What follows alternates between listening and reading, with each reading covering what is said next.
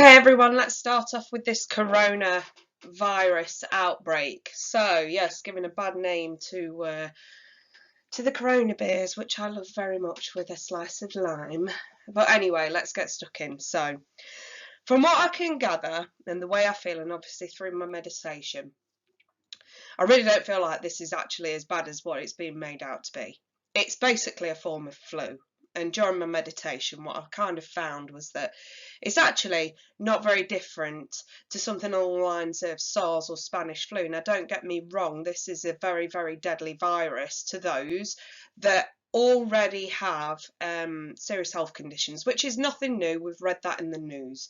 But I think that a lot of the hype around it has kind of been over exaggerated. And I'm a little bit concerned about this because during my meditation, the one thing that really stuck out, and my intuition's been telling me this since it started, if I'm perfectly honest, that this is more of a news cover to cover other things that might be going on in the world that the media, I suppose, or the establishment just don't want us to be paying too much attention to. So it's a little bit worrying in that sense. But at the same time, the way you have to think about pandemics, guys, is that, you know, throughout history, we've always had pandemics, epidemics, and plagues. And, you know, this is just one of those things that when it's time for it to rear its ugly head, it's time, and there's not much humanity as a whole can really do about that. And I think it's just worth bearing in mind that it's not necessarily anything that humankind is doing. These things do tend to happen, and more likely than not, these kind of viruses do tend to come from animals. You know, and this one in particular started in an area of China called Wuhan. It is spreading, and another thing that I just want to point out to everyone is that if it was that serious, let's just put it like this, if it was that serious, flights in and out of that area, of that province in China, would have been halted, cancelled, stopped immediately. If this was anything more than a form of flu that would kill even the healthiest of people, then there would not have been any kind of transport or tourism in and out of China as a whole. Let's put this into perspective. So I do think that this has been hyped up to a huge amount unnecessarily. And again, I feel like the reason why that is because there is definitely something else that they're covering up. Maybe it's something that I touched base on in this video regarding world events. But I don't really feel like there's any major cause for concern. Obviously, if you already have health issues, you know, to do with the heart or especially the lungs, then I suggest that you do take precaution and don't underestimate the virus itself. But I think as a whole, especially for those that are otherwise healthy, I really don't feel like there's any need for panic, and I actually do see this kind of dissipating off into the history books, or at least the medical books, by the fall of 2020, autumn of this year. So again, it's not something that I see kind of hanging around for too long.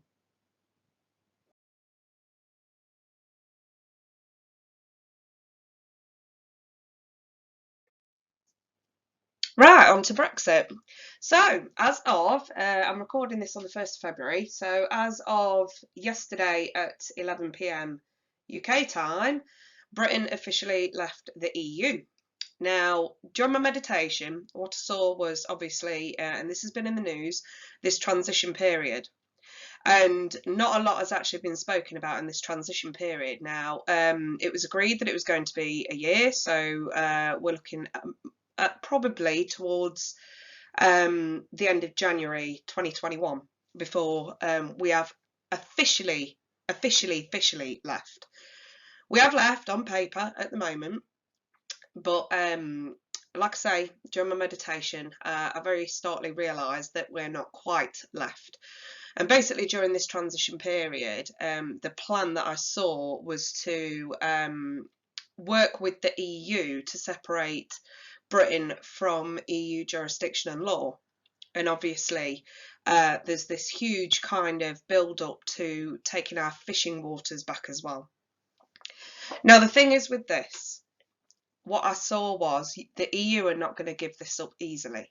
And I see quite a lot of tension between Britain and the EU. And this causes a lot of backlash for EU citizens who also want to leave the EU. And I do see a vote taking place throughout Europe on not just the fishing waters, but also on other matters as well. I see some sort of like a vote or like a public kind of stance on what to do. You know, do we give it up to Britain or not?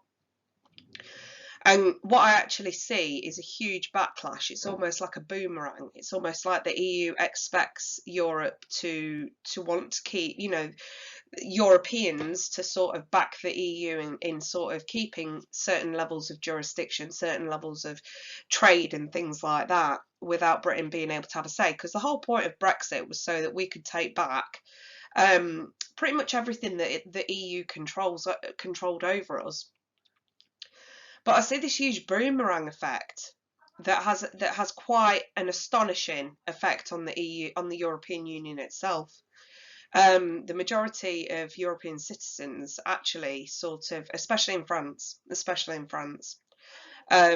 actually want Britain to be that independent, to have their own fishing waters and jurisdiction and things like that. So it's almost like a huge boomerang backlash. It's almost like the EU gets way too overconfident about things like that, and they don't expect the kind of result that comes from this. So in the next year, I do see some sort of a poll or some sort of a vote, some sort of seeking of Europeans' opinion on what should be done.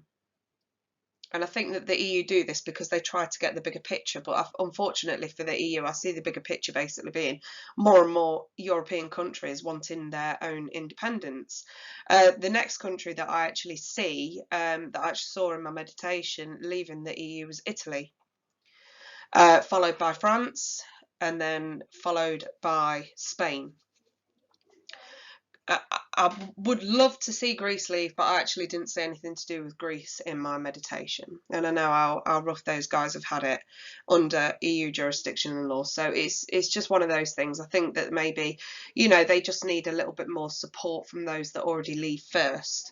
But yes, I definitely do see Italy, followed by France, followed by Spain, and then eventually within, I would say, the next 20 years.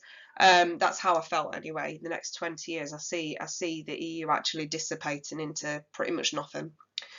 So yes, as far as support goes for the EU, many still do, and I won't disrespect that. But all I'm saying is this is just my prediction. This is what I've seen throughout my meditations.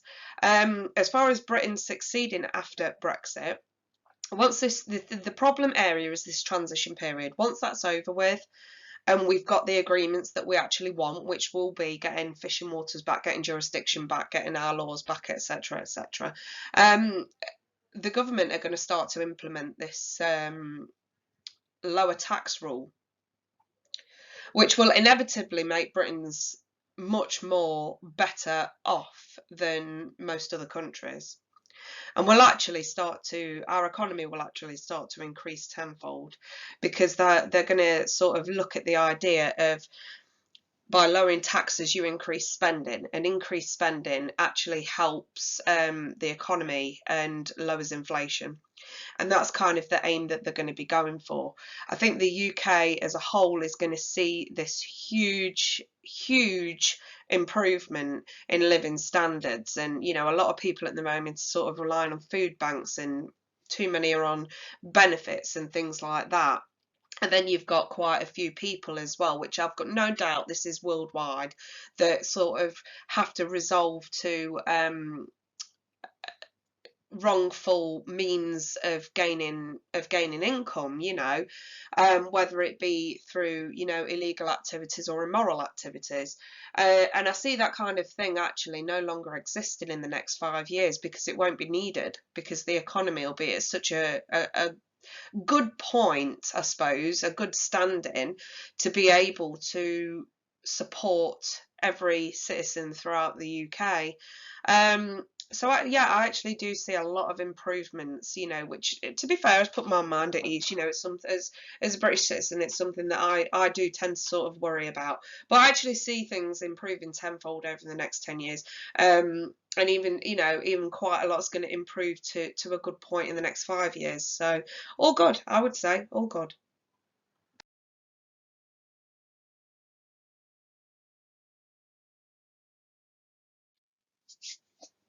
Okay, now we're touching on a subject that not many people like me talking about. Now, the thing is, what you have to understand is whether you like Trump or not is absolutely irrelevant at this point. And I'm going to tell you why.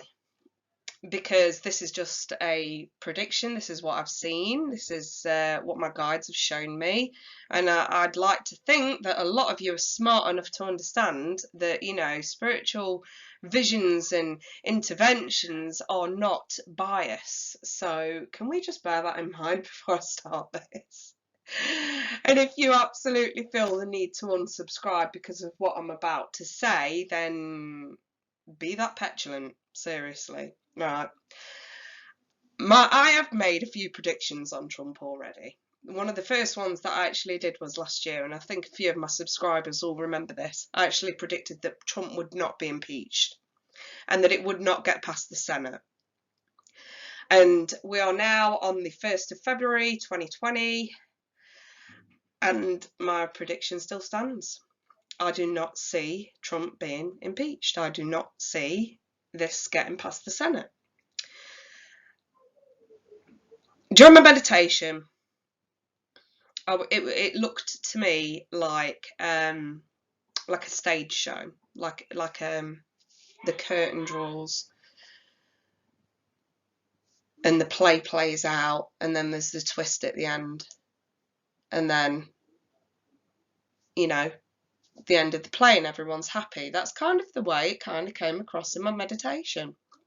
So from what I'm trying to say to you all is that yes, this is a serious thing for a lot of you, especially, you know, for those that do sort of pay a lot of attention to the negative aspects of Donald Trump, which quite rightly I suppose you're going to. You know, it's all over the news. It's you know, everybody's talking about it. It's not like you can run and hide from it. It's not like you can always argue it with people whose opinions differ. But what I was being shown was that this is a show. It's almost like you're watching a movie play out, and we've not quite got to the twist yet. We've not quite worked out who the good guys are and who the bad guys are yet. It's like a very clever sort of M. Night Shyamalan movie, if you like. That's kind of the way this came across in my meditation. It was kind of like an M. Night Shyamalan movie, you know, where you sort of think it's one way and then towards the end it's not. So as far as prediction goes, no, I don't see Trump being impeached. I do see this push for witnesses, and I think that also there's this push for a trial, which I actually sort of caught on the news a few hours ago. And I do think that a trial is absolutely needed. So for those on, you know, either side that want this trial, I think it might be necessary, but not for the reason most think. A trial would have to drag both sides into the argument. A trial would showcase and give the opposition an opportunity to reveal the twist. Remember what I said about twist in a movie? Yeah, it's almost as if we need a trial to reveal what the twist is. And that's the way that this is going to play out. That's the way I see this playing out. You know, boomerang effect, you know, screaming for a trial, and then when it happens, something's revealed that the opposition didn't want revealing. And I think that there is a lot to come from 2020 and Trump. I'm just going to say it. I do see him winning a second term. I do. During my meditation, I saw Trump's second inauguration. He wasn't very well, though, I will say that. When I saw his second inauguration, it seemed like he kind of got maybe a virus or something. He was very sort of, I know he's usually orange. He usually looks like he's been dipped in a bag of Doritos. But yeah, he seemed a little bit paler than usual, and almost like he got a virus. But what I will say to everybody is try not to be too overly sort of concerned or worried or even bitchy about that, because I don't see it lasting very long. I feel like he's just going to be ill for about a month or two tops, and then he'll be back to his usual irritating self. But the prospects of what Trump brings during his second term is something actually quite fantastical, that more people should be actually really, really happy about, if I'm perfectly honest. I mean, a lot of people are finding that work is becoming more readily available, taxes are lower, and I think that the main concern for a lot of people is this, is it Medicare or Obamacare or whatever it was? That is something that Trump will be resolving during his second term, and it will actually enable healthcare insurance to be more widely available across the US, to the point where US citizens actually get the best level of healthcare possible, and that's all to come in his second term. So it's, for those that are struggling at the moment, what I will say is hold on to your seats and buckle up, because it's going to be a good ride. It's going to be a good ride, you guys. But yes, I don't see him being impeached, and I don't see him losing this second term. I see him winning it. Okay.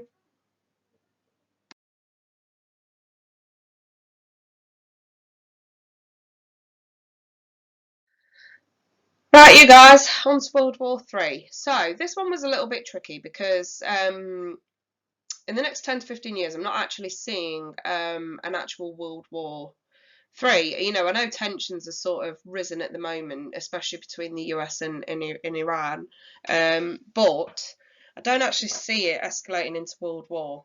Um, what I do see is obviously a number of conflicts, individual country conflicts, and tension building. There is this little thing between, well, I say little, it could explode hugely. There is this thing between Russia and the Middle East that I picked up on during my meditation. And this one confused me a little bit, because, as it stands now, everybody's under the impression that Russia and the Middle East are kind of allied. But over the coming years, Russia's allies tend to be more aligned to the West. And that's going to be really difficult for a lot of you to understand, or to even believe, And I suppose it really is one of those things that you have to see it to believe it, and I totally understand that.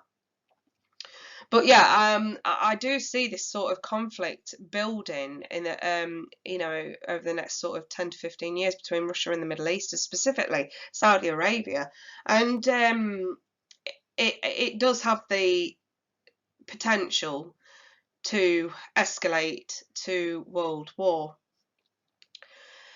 But it's again, it's kind of, it's potential at this point. There's nothing really set in stone regarding it, because I suppose time is fluid and things can change and do change, But as far as this goes, what my guides have sort of shown me is that there is this tension brewing, and that if Russia does declare war on the Middle East in that way, their allies will be completely flipped by this point. Their allies will be in the West, for example, Britain, Europe, and the US, which again, it's very far-fetched, isn't it? But this is what I saw. And it's one of those things where it could or it couldn't. It all depends on, believe it or not, Saudi Arabia. The onus is on Saudi Arabia as to whether or not this actually will escalate. So it's just one of those things, really. But I do see a lot of kind of individual conflicts between countries up until then. The next actual sort of world war that Spirit's quite confident at sort of giving out is, we're looking around 2035, 2036, and that one will, believe it or not, be centralized, or should I say caused, by a German chancellor that is in power.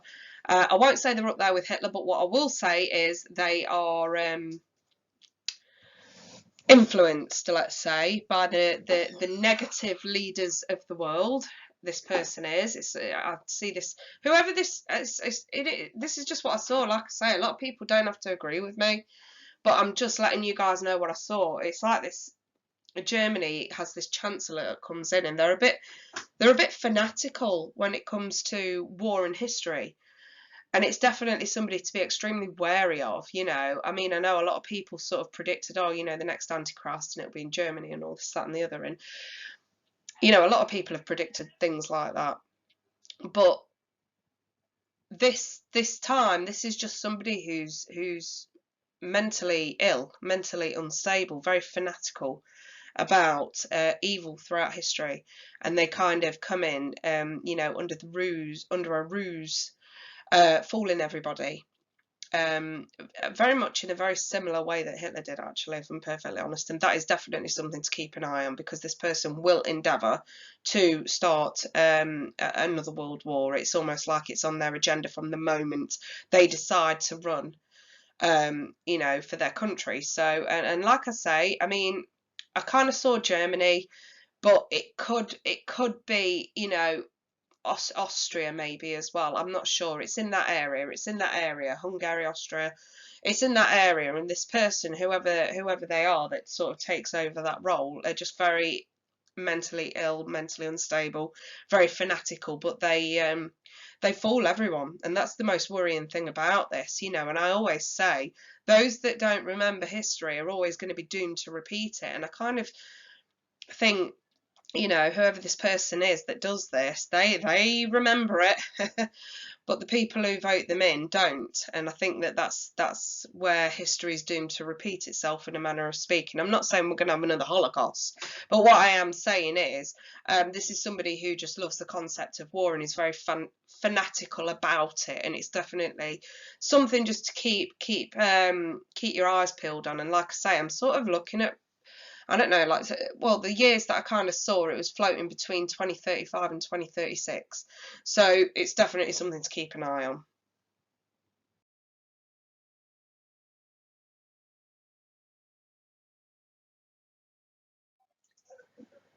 Okay then, everyone, let's get stuck into spiritual and otherworldly events. We're starting off with the collective conscious. So during my meditation, I kind of saw humans as a collective opening up their levels of conscious to, I suppose, more embracing being more of a spiritual being rather than just a third dimensional human being, because that's really what we are.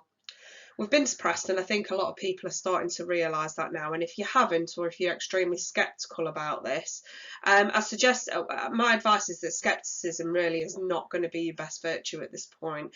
You know, the more we fight against the grain, the more difficult ascensions are as a whole. And you know, I did release a series on ascensions on the channel. It's in the playlist, the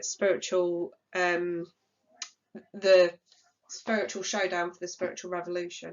You know, if you're concerned about ascensions, or you just want to know what's what, I suggest you check out those videos.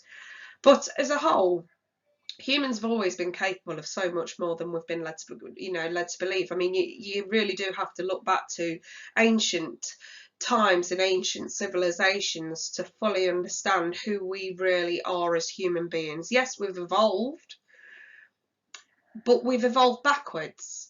And I think that's the problem. We've been dumbed down and suppressed. And I'm going to explain to you why. And this is what I've been seeing. And I've been seeing stuff like this for quite some time. This isn't just the meditation session that I've worked on today. This has been in meditation sessions that I've been doing for years. So basically, we've been dumbed down, because where if humans had the kind of abilities that we are supposed to be living with, for example, a knowing, mass meditation to achieve a specific goal, foresight, you know, etc., etc., then corruption couldn't breed. And I think that when we talk of the establishment suppressing human consciousness, that's exactly what's gone on. If we knew who to vote for, who not to vote for, if we knew where to go and where not to go, etc., etc., then corruption wouldn't be able to breed the way that it has. And I think that humans as a collective need to accept the dark to better understand the light. And the dark is the corruption. And many things have suppressed us in this way. So, you know, it'll be from our diets, you know, a hell of a lot of processed food, to gaming, social media, things like that. And in reality, our biggest network is our conscious network. Human beings worldwide have got the power to connect with each other on a mental level, on an energetic level, to know just about anything that we need to know. We've also got the ability to heal from many different diseases and viruses. But again, this level of suppression that's been pushed onto us has just kept us under the radar of actually, you know, coming together as a collective. Because let's think about it in a logical way. Humans were never programmed to fight each other.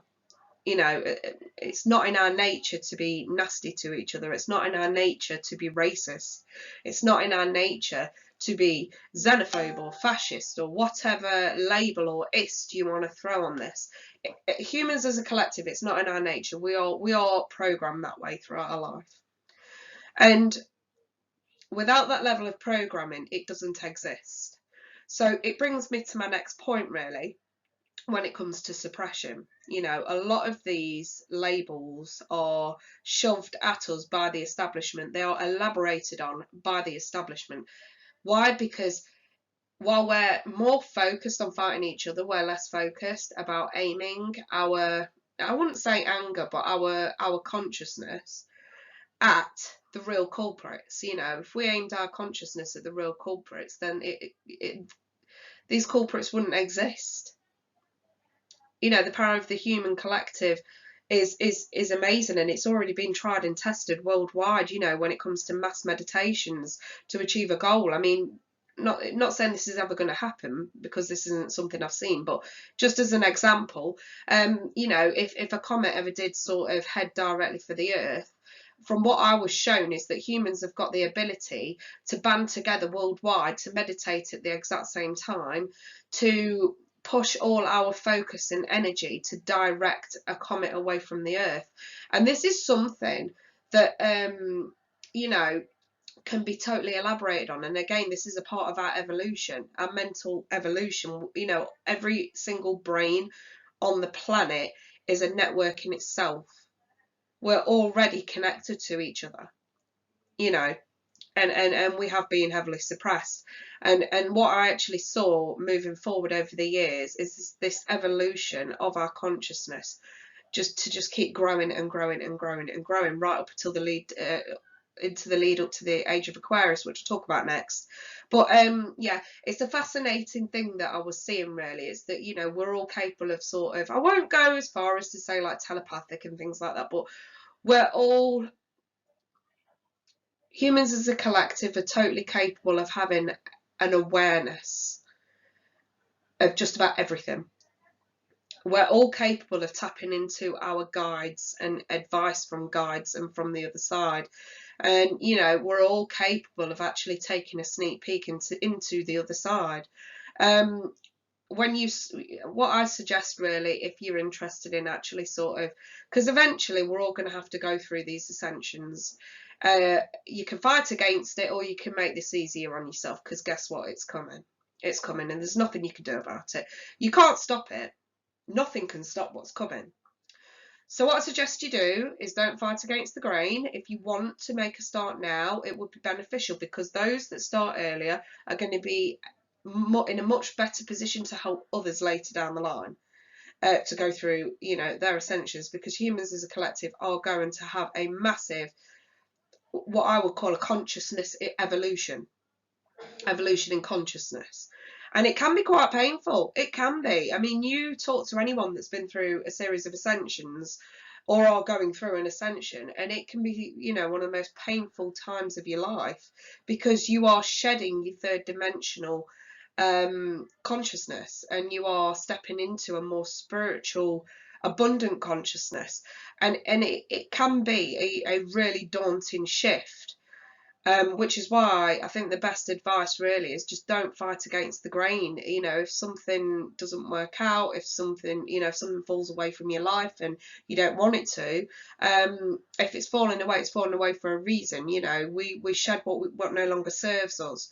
So, you know, and it can also affect you medically as well. I'm seeing a lot of humans actually starting to become allergic to specific processed foods. This was something that I didn't really want to touch base on too much, because it is a lot to soak in. But yeah, there's going to be a lot of people getting really ill from processed foods, and the thing is, this is going to be suppressed information. So a lot of people are going to be getting ill from what they eat in terms of processed food. And it's really weird, really, because I had a conversation with a good friend of mine about this last week, and I didn't fully understand why we were even talking about it. You know, sometimes when you talk to a friend and you just drift off into conversation. So I hung up the phone and I'm like, that was a really in-depth conversation. Where did that come from? And then I meditate, and it's like, it's because I'm meant to be talking about this stuff. Because it matters, because it's important, because it's what's coming. And but like I say, we're going to start to find that our bodies can no longer tolerate really heavily processed, stodgy foods. And in a way, that's just spirits and ascension's way of coming in and saying, yeah, you can't eat this anymore because it's not serving you. And it's things like that. It's people in your life. You know, you're going to be on a different dynamic with a lot of people in your life. You know, you're going to be on a spiritual level while they're on a lower level, and then you know, remember the end goal. Just because you lose somebody from your life right now doesn't mean to say that they won't catch up to you at a later date. Everything happens for a reason, and you really do have to trust in the process and trust in what your body's telling you, trust in what your mind is telling you. Because like I say, this stuff is coming whether we like it or not, and nothing can stop it.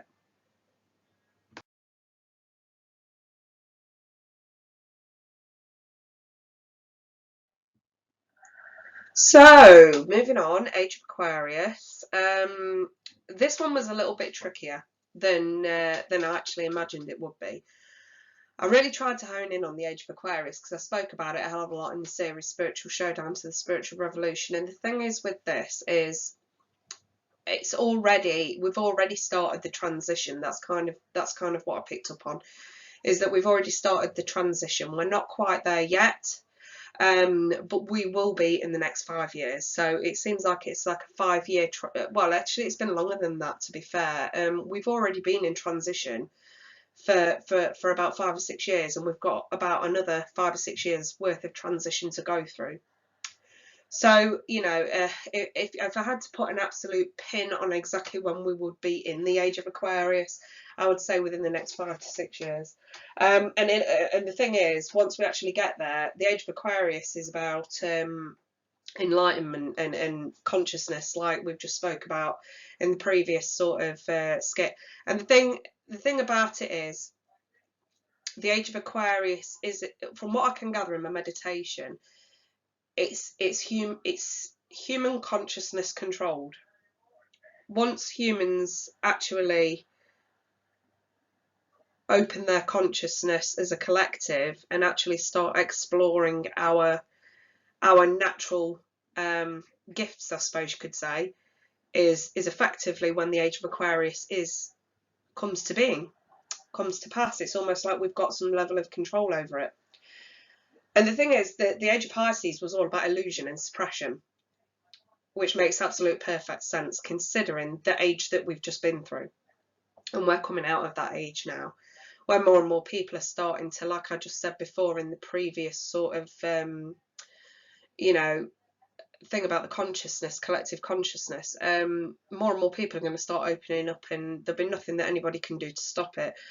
And the age of Aquarius is basically that finalization of human consciousness, of evolution. And it's a bit murky as to sort of tell whether it's the age of Aquarius that controls the humans or the humans that control the age of Aquarius. It is murky, but we kind of, like I say, it's like humans do have some level of control, but so does the age of Aquarius itself and the energy that surrounds it. And it's almost like we meet in the middle, right where we're supposed to. I suppose you could liken it to destiny or fate. And it's like right at the point where we sort of grow collectively as a race, as a human race.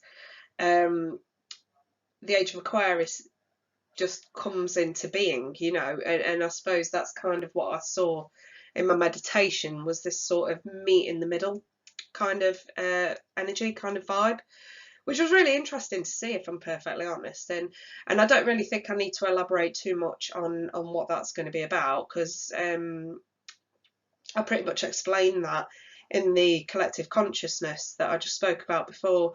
So yeah, like I say, from what I can see in my meditations, it's almost like this merge.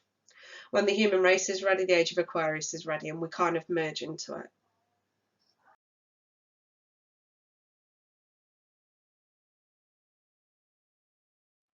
Okay, you guys. One of my favourite topics, aliens and extraterrestrials. One of the main things that I'm asked by people when I start talking about a lot of spiritual stuff is, do aliens even exist? And I've got a newsflash for you. They do, and they're already here. Aliens are already a part of the earth already. They already live here. They have been here for centuries. And again, it's one of those things that have been suppressed from the human consciousness by the establishment. Seriously, the establishment's going to have a lot to answer for in the next 10 years, I'd say, because a lot of stuff's going to be hitting the human race all in one go, and it's going to be a lot to take in. And I think that's why they've started letting it out in small bits and bobs. And to be fair, it's probably wise to do that. I think if all this stuff came out in one go, it might send a few people to the mental asylum, because it is a lot to deal with. It is. And I think unless you're already consciously open to this kind of stuff, because don't forget, the power of your unconscious relies on the power of your belief system. I always say that. But yes, aliens do exist, and they are already here. I've seen visions of underground settlements. A lot of the aliens that already exist on Earth are actually quite, I suppose the only way I could describe it is humanoid. They actually look a hell of a lot like us, but some are obviously, you get humans that sort of look like humans, but they're a lot taller than humans. There's alien races that look extremely Nordic. There's human races that look extremely Afrikaan. And these are what I would consider higher beings, really, but in a third dimensional realm. So there's a very fine line, I think, between us and them. I really don't think we're that much different. You have races of aliens that tend to be a lot more sinister than others, and they're already among us as well. And from what I can, this is very strange for me to have to talk about this sort of stuff, because I don't really touch base on extraterrestrial kind of stuff too often on my channel, because it is a lot to take in. It definitely is. But there are sinister alien forces that are already among us that just so happen to get themselves into positions of power. So I'm not saying point the finger, but I think some of you will, over the coming years, will start to clock on and see this for yourselves. And also, as the human consciousness grows, you'll actually know who is human being and who is alien race. You'll know. A lot of another thing that I just wanted to point out as well was that I'm not pointing fingers, but a few species of human, well, not species, races of human, let's say, are in fact, alien species, humanoid alien species that came to the Earth thousands of years ago, and obviously they've created their civilization here on Earth anyway, and you know, we've all managed to sort of live in peace. And I think that the point for me to say this is, if we're already living amongst a humanoid race of aliens that we've managed to have peace with, and it's not daunting and it's not upsetting, then anything new that comes towards us, I think that's proof that we can deal with it. If we're already living amongst alien races that we wouldn't even think of as an alien race, you know, to us they just look like a different type of human, you know, from a different country. But we've already managed to establish a good living connection with these races. And I think that, like I say, my point here is you should never be afraid of knowing this, or of coming face to face with an extraterrestrial in this sense, because we've already, humans as a collective, have already proven that we can live side by side with alien races, because we have been for centuries. For hundreds of thousands of years, we've already been living, you know, with alien, you know, with what I suppose you would perceive alien races, but you know, it's not as daunting because they're quite humanoid. Now, the ones that aren't exactly humanoid, now these are, I suppose, what you could liken to what you see in the movies, you know, with the greys with the big eyes.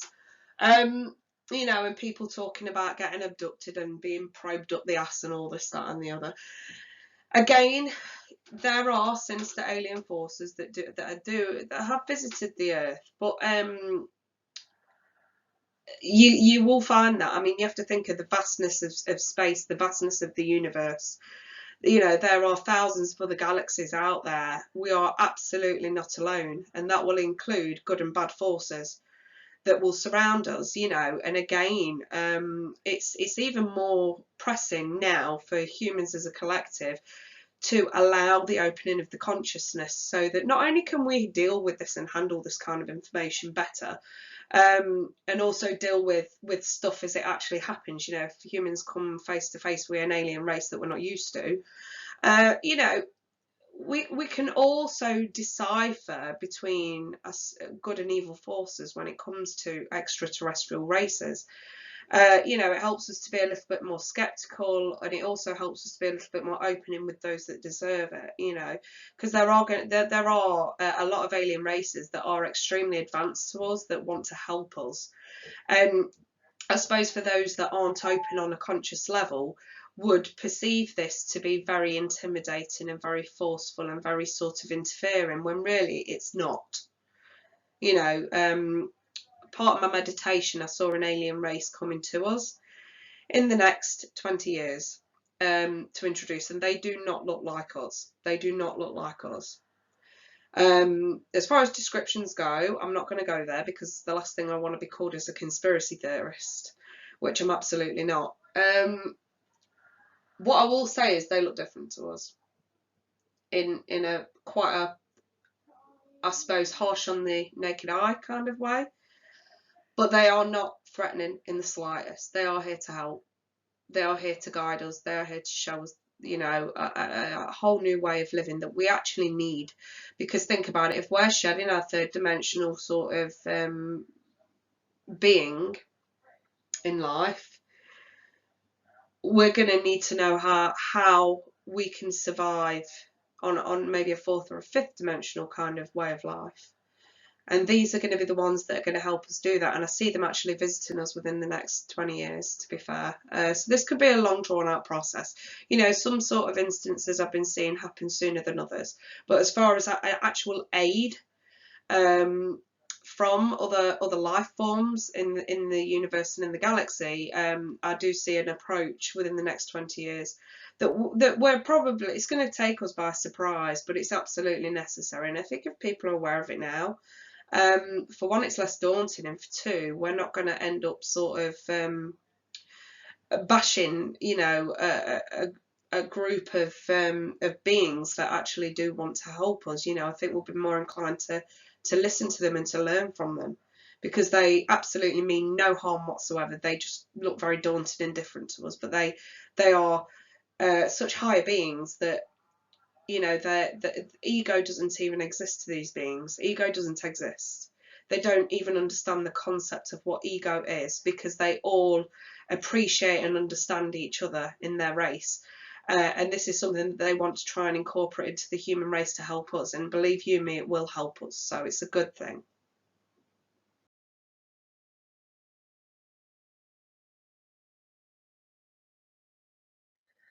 Right, on the topic of wildfires, you know, one of the subs kind of touched base on this, wanting to know about it. So the feeling that I kind of get with this is that, you know, obviously the damage is done. I don't think that we're ever going to be rid of you know, worldwide sort of, you know, wildfires popping up different places worldwide. Uh, Especially with the, you know, if the earth continues, you know, heating up the way it has been, then I think this is just one of those things that are just going to continue to occur. But the one thing that I did want to point out is that during my meditation, um, at least one of the wildfires that I did see, specifically in California, was started man-made. Take from that what you will, but that's what I saw. I saw in a very remote area of California, not too far from mountains. I just saw like an image of mountains with like, it looked like a group like special forces or something like that, planting small explosives. But obviously it was done over land that was already dry so that it would spread. Whether you want to argue your government's done this to you or your state governors have done this to you, um, I just don't think that naivety at this point and believing everything that your leaders tell you is going to help you out at this point. I really don't. And I do think more of you should be asking more questions rather than just taking stuff at face value. As far as the wildfires in Australia goes, that was actually, from what I saw in my meditation. The thing is, I've known this anyway. I've known this anyway from conversations with my guides, but I'm bringing it out now. A lot of the time, Australian wildfires are quite easily prevented by burning the bush throughout the winter.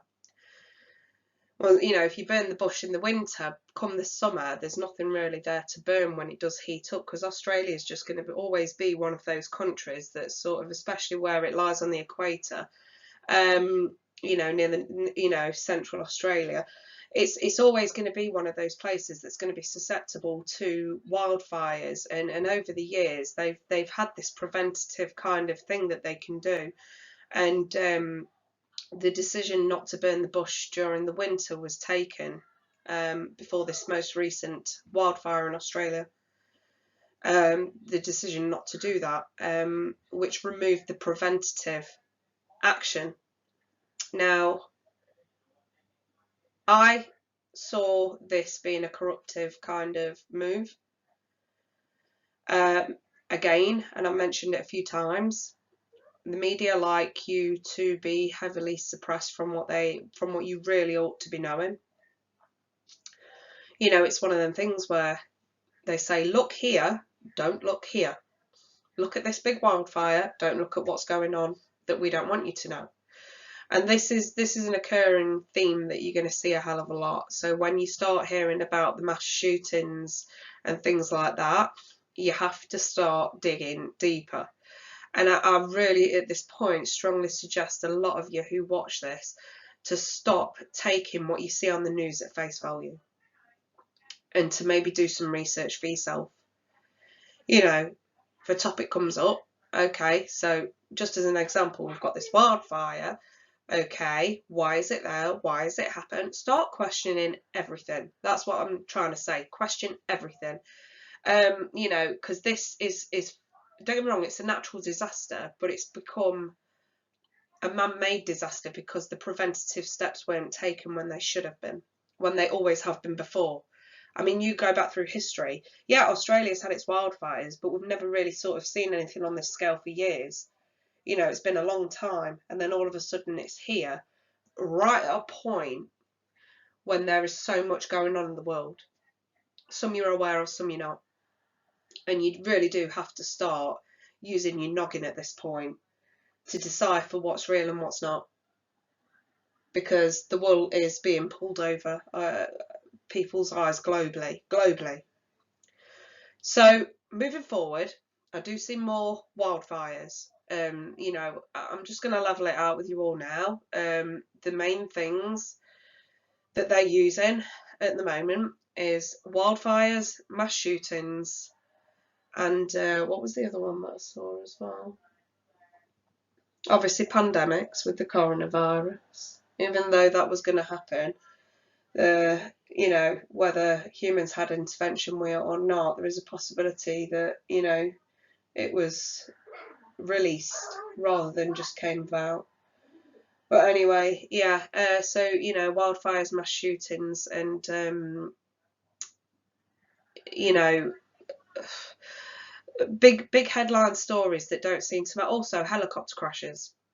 Now, that might open the eyes of a few people. Suicides, helicopter crashes, high-profile deaths, things like that. At this point, I would start questioning. Okay, this has come out in the news. What else is going on? Let's do some digging and do your research. You know, and there's loads of ways that you can look for the truth. You know, just as an example, take to Twitter. You know, the average citizen is the news now. You know, so you know, try and make as many friends with people from, you know, every country, every city that you possibly can, just to see what's going on in their part of the world, you know, so that we haven't got tunnel vision on what the news wants us to have tunnel vision on. It's just a friendly piece of advice, folks. Seriously, it's just a friendly piece of advice, just to stop sort of this misconception that everything that you see in the news has to be absolutely real and has to be the absolute way that they've told you, because it's not always the case. It's not always the case at all. And I don't want you guys being misled any more than you already have.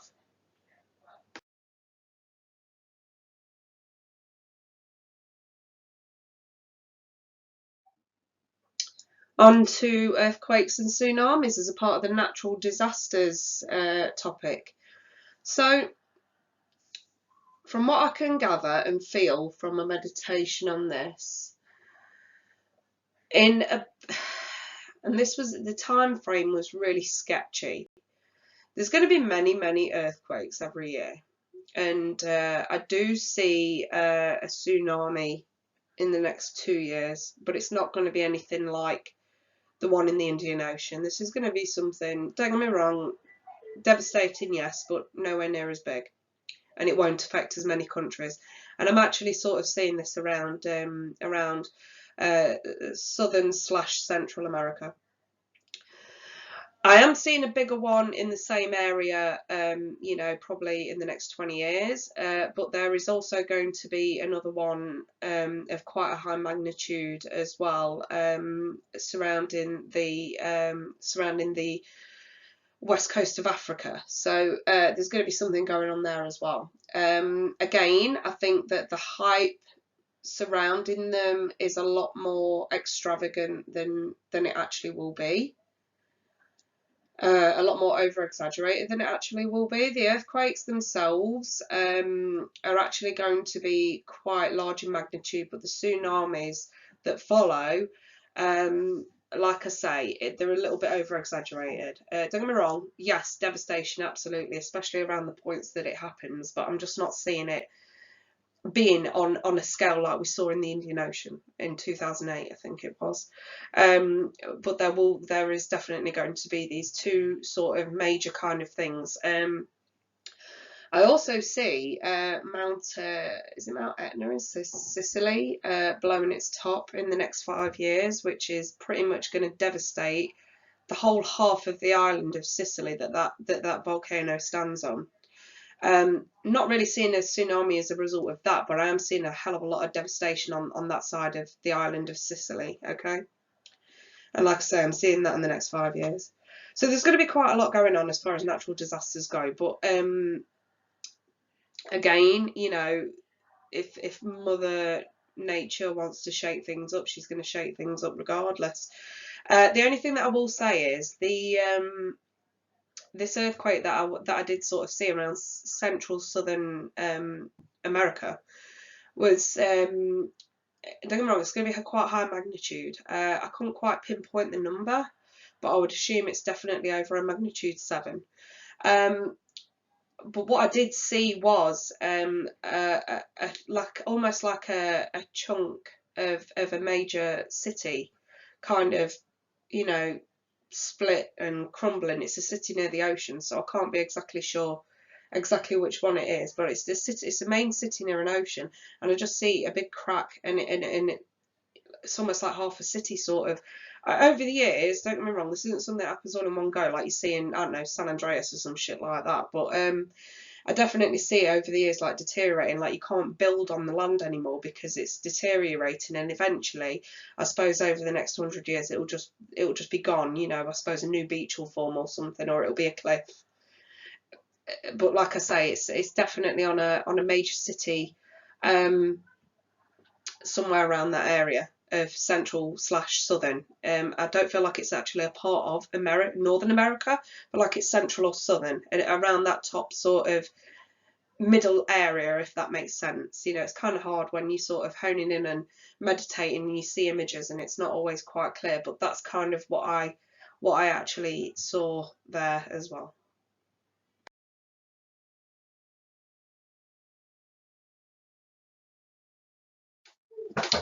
So this was one of those topics that I would have rather not touch base on.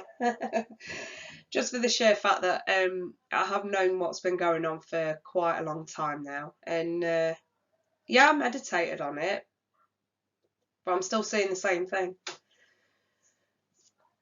Mother Earth is going to change. Our natural climate is going to change, whether mankind have an effect on it or not. And there's common sense incorporated into this. You know, some can agree with me, some don't have to. I really don't care at this point. I know what I know. Okay, you know what you know.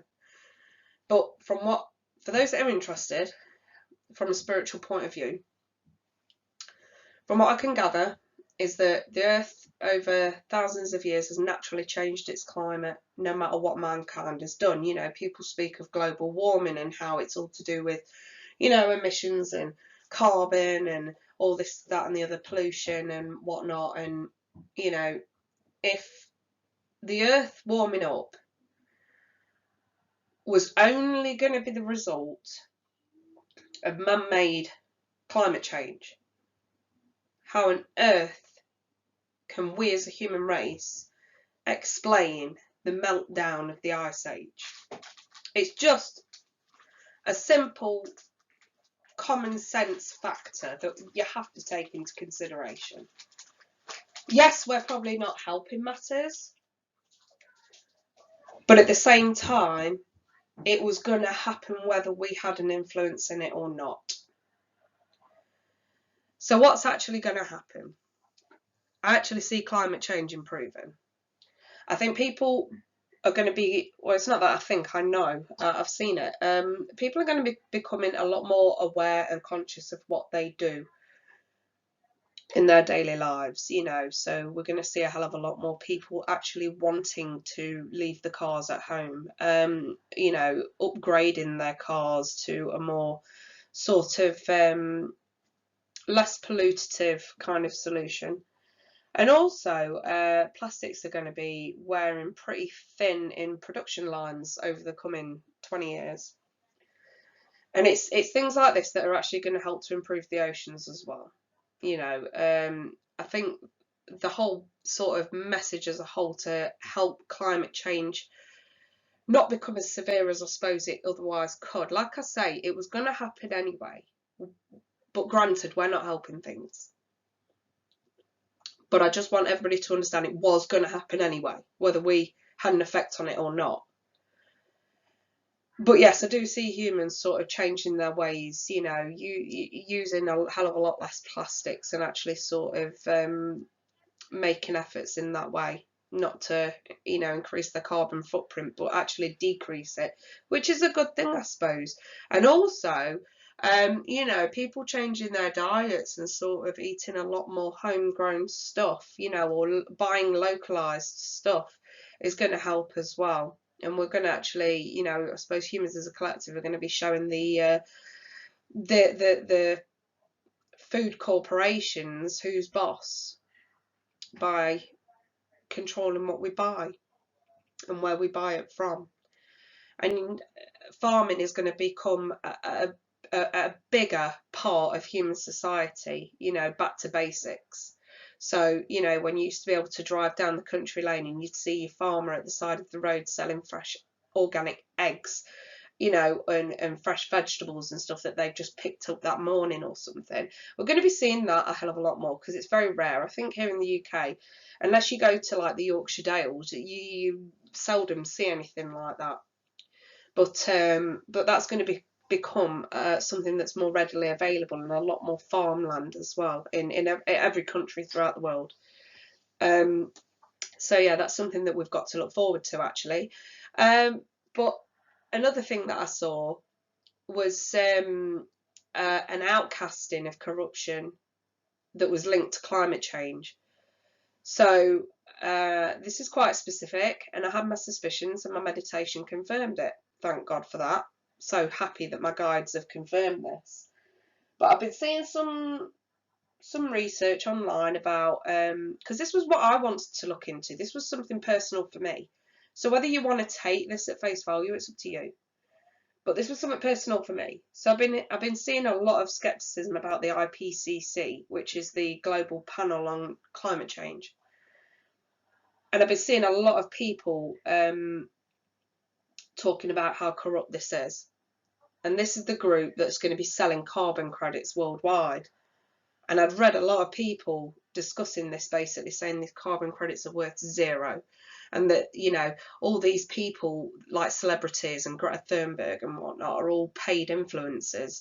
And they're paid by the IPCC, you know, like if you did background checks, maybe not right now, but maybe in like a year's time, it'll be easy to do the background check to sort of find out exactly where their finances stem from. You know, and they sort of stem from this IPCC. And they're what you would call paid influencers, you know, and a lot of people have been talking about this already. And I just wanted to know if there was any truth in this and what I actually sort of, and I've been picking things up in my own meditations throughout the months now. And I'm just going to release this to you all now. But what I've seen is that it's absolutely right. This IPCC is the most corrupt system that you will ever learn of as far as climate change goes. They basically pay all these influencers to push climate change in your face. Don't matter if we're making progress. Don't matter if things are getting better. They are going to convince us it's not. And they're all being paid hundreds of thousands of pounds to influence the public so that we feel okay or agree to having our hard-earned taxes being spent in return for these carbon credits, which are worth zero. It is just an agreement, that's all. So your own government will go and buy these carbon credits. And by the way, this is in tandem with the Paris Accord. I think the US has already backed out of that. Trust me, it's a good thing. It is a good thing. Don't be fooled. Don't be fooled. But anyway, so your government then agrees to buy these carbon credits from the IPCC, and we're talking trillions being funneled into this organisation. They become stinkingly rich. Stinkingly rich. And these influencers are paid very handsomely for doing this. And like I say, it is a scam. It's a con. Carbon credits are worth zero. And I think that this is going to be coming to light in the next few years. People are going to clock on, evidence is going to be dug, and I think that, you know, it's a good thing. And another thing that I saw in my meditation was that the US as a whole are going to be paving the way for that to create an individual country's system of how to improve your own carbon emissions. You know, and I think that that's already happening. But the US is going to be like a pioneer in, you know, I don't know if they're already working on it. I'd assume they are. But what I saw was, you know, in the next few years, this sort of pioneering kind of way of life that actually sort of brings carbon emissions right down, while the rest of the world is fooled into paying these carbon credits and actually not improving anything. You know, nothing improves. And I think that the world then turns to the US to say, right, we're jumping on board with you. Let's get rid of these carbon credits. We're going to do this instead. And again, I just see the US being a pioneer in leading the way for that kind of thing. So over the years, climate change is going to improve. What you actually read about it in the news is not. Don't be fooled. That's the only thing that I can say to you guys, is do not be fooled and remain open to the possibility that that we're not exactly being fed the truth, and rely on your own intuition. That's the thing. What I will always say to everybody is rely on your own intuition. I'm going to elaborate a little bit more on that in my final words.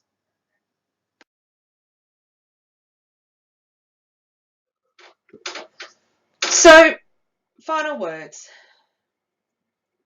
I want to just let you all know that you have got the power and the ability to think for yourself.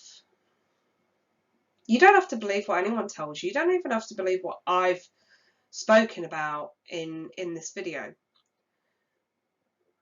I would absolutely encourage everybody to think for yourself. You may agree with some things, you may disagree with some things. Run with that. Because through doubt, it sets you on a path to wanting to know the truth. If you are told something and you instinctively don't believe it, or don't want to believe it, at least utilize that whether it's pessimism or doubt or whatever, utilize that energy into wanting to know the truth, into wanting to do your own research, into wanting to look into this stuff. You know, I always say, don't take what people tell you at face value. I never do. And that's why I suppose in a way my views will always stand out from a crowd, because I don't necessarily buy what's being shoved in my face. You know, people don't have to agree with me. They don't have to agree with my beliefs or with my visions. But allow the seed to plant and grow enough so that you can at least look for yourself. I think if I'm going to leave you with anything, I want you to at least want to know the truth. And if that pushes you into your own journey of self-discovery, then so be it. And so be it.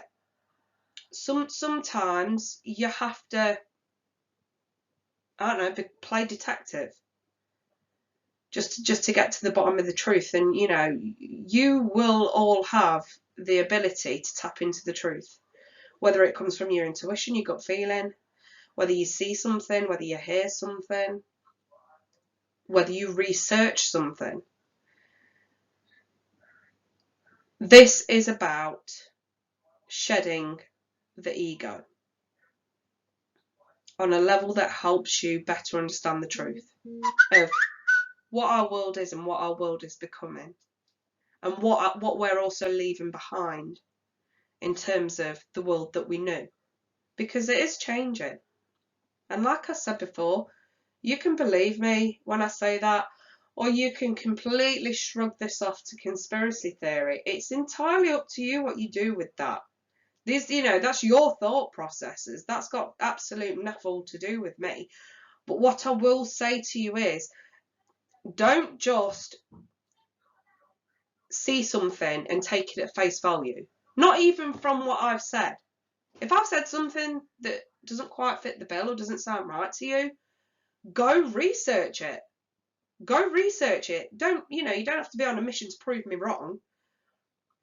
But at least go and see if you can spot the foundation for where it might come from. And it's the same with what you see in the news. You see something in the news, oh, that looks really odd. Or, oh, I'm sure something similar has happened before, you know. Again, allow that seed of doubt for what you're being told to lead you on a path to the truth, that you actually want to search for the truth, and that you're not just sitting there taking everything that you're told at face value, because guess what? You're not a sheep. You're not. You as a human are an intellectual being, higher being. That's what you're capable of. And the whole point to this was the fact that if you've been suppressed, then we need to find a way to get you unsuppressed. And the only way to do that is for you to start thinking for yourself, is to start using the brain that God, the universe, spirit, whatever, gave you, instead of just accepting everything that you're told at the touch of a button on the screen. You know, let's just start thinking for ourselves. Let's start listening to our own intuition and our own gut feelings. Let's start listening to our own guides and guidance. All right, I'm gonna leave that there, you guys. I hope that this video has helped you in some way. If it has, please do let me know in the comments. Like I say, I accept not everybody's going to agree with this, but this is just my vision, my meditation, my viewpoint on what I'm seeing coming in. Okay, bye for now.